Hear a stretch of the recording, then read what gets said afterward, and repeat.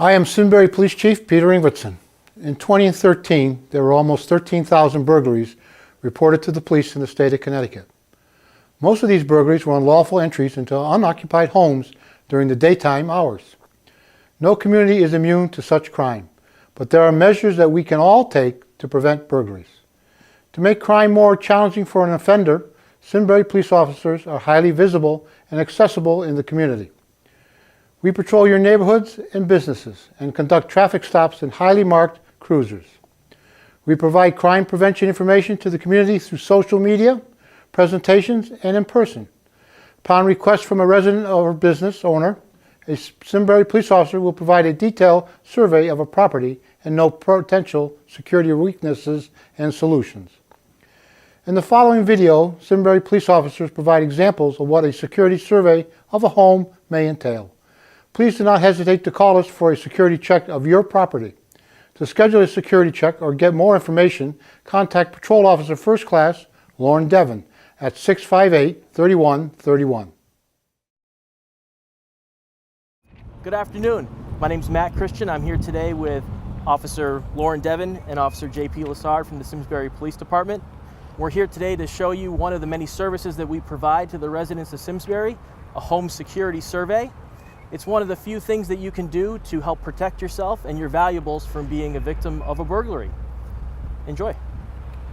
Okay, so one of the things that we're going to look at when we're doing a home security survey is the exterior of the home. One of the first things that we can point out with this home in particular is some of the overgrown vegetation.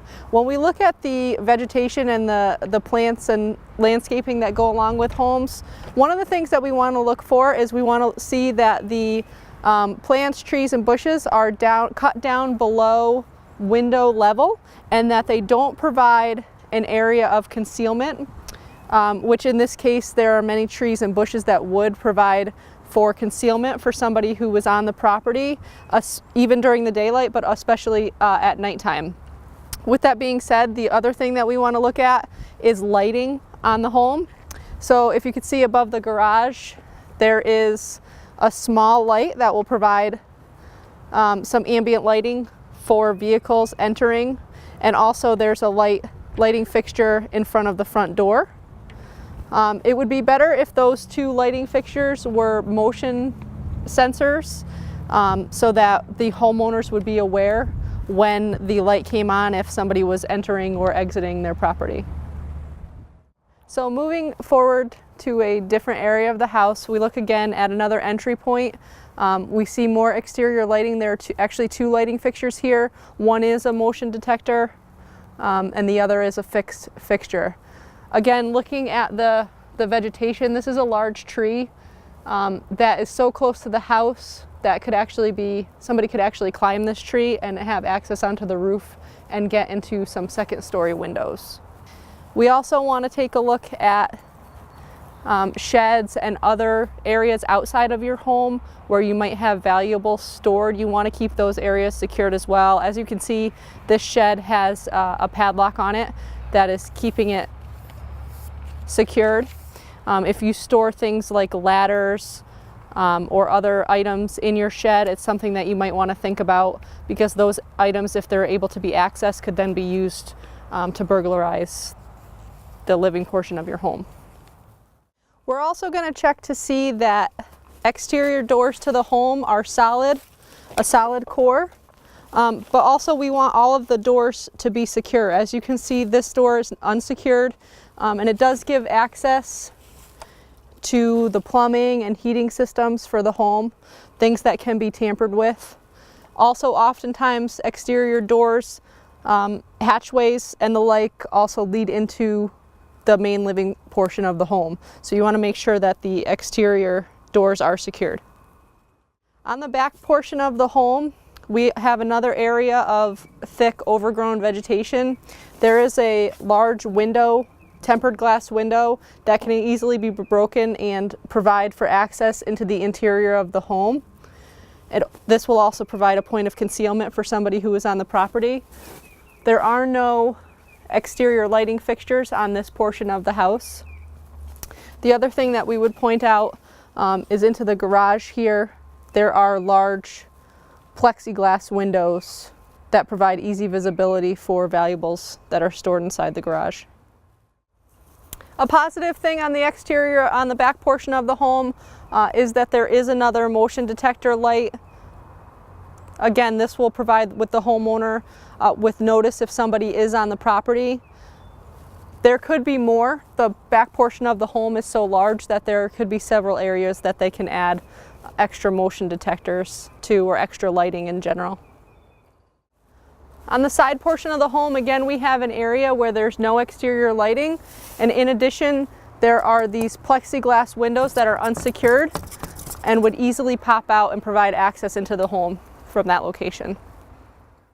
So here we are back to the front of the house, and again, another thing to point out is not only is this a home security survey, it's also a home safety assessment. And when we talk about and look at the overgrown vegetation and the large tree in the front yard, you can also see that that large tree, a portion of it, is onto the main line that's providing power into the home. What I'd like to talk to you now regarding the security assessment is permitting and registering your alarm system.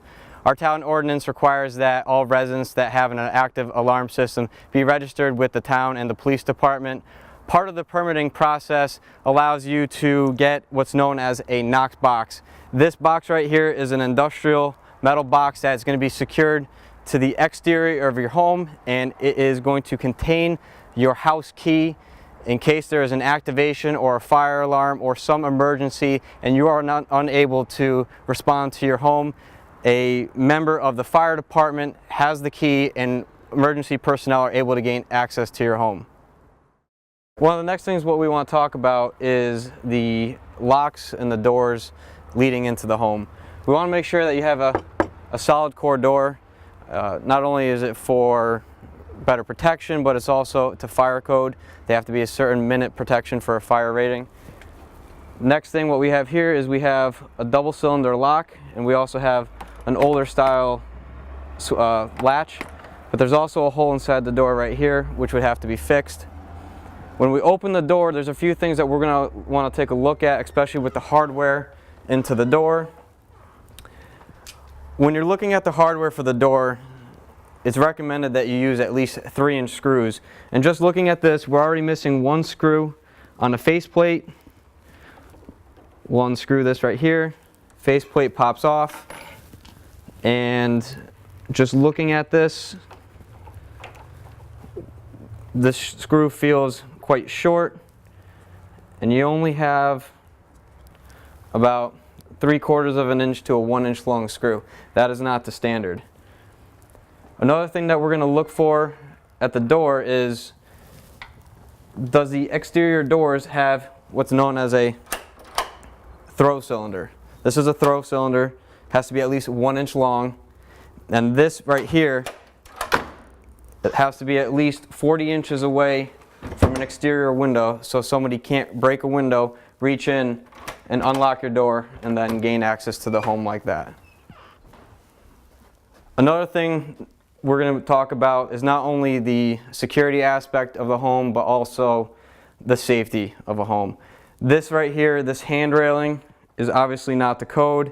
I believe is not high enough, and that the bars are spaced too far apart that a small child or an infant can easily crawl through and fall down to the stairs. The next thing we're going to talk about are windows and the locking mechanisms versus a double hung window and the windows that are out of date. Right here at first glance, this window looks like it is properly latched. It's all the way turned over with the locking piece on the top, but if you come and inspect it closely, a quick jiff, and with just finger pressure, it slides up. And again, the locking mechanism is in the locked position. This is something that we're going to take a look at. We're going to inspect all your window locks. If you have entry or access to a second floor window, we'll again take a look at the second floor as well. On a double hung window, on the older windows, you're not going to have an anti-lift device. On new windows, there's a small little lever that sticks out to the side, and it prevents the window from being lifted up, even if the main lock is defeated by a burglar. With an older window, another tip or technique you could use is cutting a piece of wood or a wooden dowel to fit the length between the top of the sill plate and the bottom of the window frame, and it prevents the window from sliding up. Here in this one room, we have a sliding glass door, and we also have the large exterior window that Officer Devin spoke about earlier. It's on the back side of the house with the overgrown vegetation. This would be a primary example of a good entry point inside the house. Right here we have a sliding glass door. What we want to take a look at is the door in good condition? Are there any cracks in the door? Does it have a properly functioning lever and lock? And also, a good technique is, does it have a bar that's able to be slid into the bottom of the track and prevent the door from sliding? This bar is cut to length and it fits snugly inside the track, and when activated, prevents the door from opening. Another thing what you want to look for with the doors is, does the door easily come off the track? In this case, this one does. You can see how easily it is to lift this door off the track and pull it open. If I'm able to do it from the inside, you'll easily be able to do it from the outside as well. Another thing we want to talk about when we're walking through the interior of the home is the perception of activity from the road. If I'm outside on the road and I see lights on inside a house, it would lead me to believe that there's someone inside the house, and as a burglar, you might want to think again about trying to hit this particular house. If you're going away on vacation, or if you're leaving for a few hours at night, it's a good idea to have some sort of desk light or a lamp inside one of the rooms or a few rooms on during nighttime hours. You can set it with a programmable timer to go on for a few hours and then shuts off automatically. They're cheap and you can buy them at any local hardware store.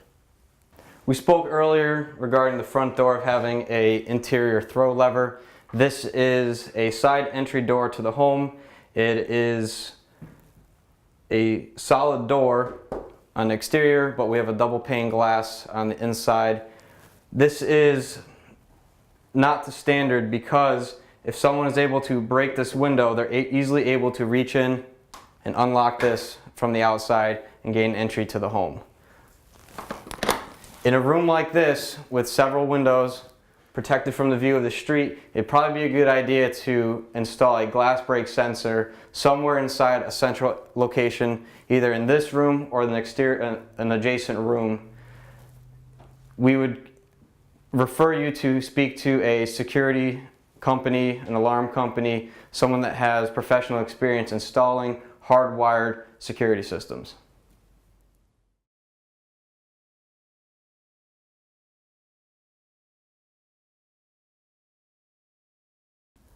The glass break sensor is a wall-mounted unit. When it's activated, it triggers an alarm code that goes directly to the monitoring service, which then gets sent over to the police department.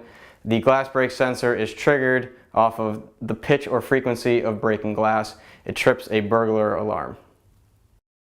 This device here that you see mounted in the corner of the wall is an interior audible burglar alarm. This is a poor example of an alarm system and the way it was installed. You don't want to see the wires. It gives access to the person who is burglarizing your home the ability to cut the wires and shut off the audible alarm. This right here is an example of older technology motion sensors. What this does is it shoots a laser beam across the hallway, approximately about 30 feet away, and it's going to hit a reflector similar to a bicycle reflector, and it's going to return the beam back. If the beam at any point is broken, it's going to trip the alarm. Nowadays, with the advancement in technology, you're able to get a motion sensor that allows small animals under 30 to 15 pounds to be able to walk around the house without tripping the alarm system and the motion sensor. Again, this is something that we would refer you to speak with a specialized security company about. Inside the kitchen, we have another door leading from the deck, which is on the back side of the house, into the interior of the home. This is another example of a throw lever locking device within 40 inches of a window. This is again on our guidelines, on our security check sheet. This would be against our recommendations. However, this door is equipped with a metal gate that prevents the perpetrator from reaching inside the broken glass window and manipulating the lock to gain entry into the home. One of the most important portions of a home security survey and a safety assessment is also to talk about the community and talk about the neighborhood that you live in. The people that live in the community are our eyes and our ears. If you see something, if you see somebody who doesn't belong, if you just don't feel comfortable with something that's occurring, please do not hesitate to call us. You can reach us on our routine line at 860-658-3100, or if it's an urgent matter or an emergency, don't hesitate to dial 911. Again, you guys are in the community, you know who belongs and who doesn't, so if you see something that you think is suspicious, please give us a call and let us come and check it out. Another thing that we'd like to talk to you about during the security assessment is the importance of building a good neighborly relationship with everyone on your street and inside your community. A good example is if you're going on vacation, you're able to advise your neighbors that you are not going to be home and that they will be able to keep an eye on your house, and they'll be able to call us in case you're not able to. Another piece of advice regarding the security assessment deals with social media, Facebook, Twitter accounts, etc. What we'd like to let you know is not to post things on your social media in regards to going away on vacation, is letting the criminal element that's out there know that you aren't home and your house is an easy target. We'd like to thank you for joining us today. If you have any comments or you have any concerns that you'd like us to come and take a look at and do a home security survey at your residence, please give us a call. You can reach us on our routine line at 860-658-3100 or the community services line at 860-658-3131. Thank you.